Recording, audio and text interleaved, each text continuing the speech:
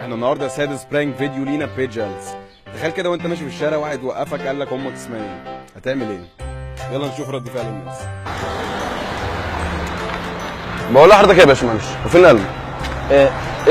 اسم امك ايه؟ امك اسمها ايه؟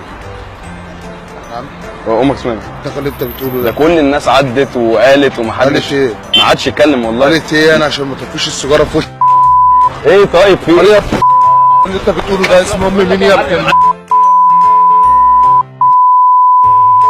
معلم ايه يا ابني؟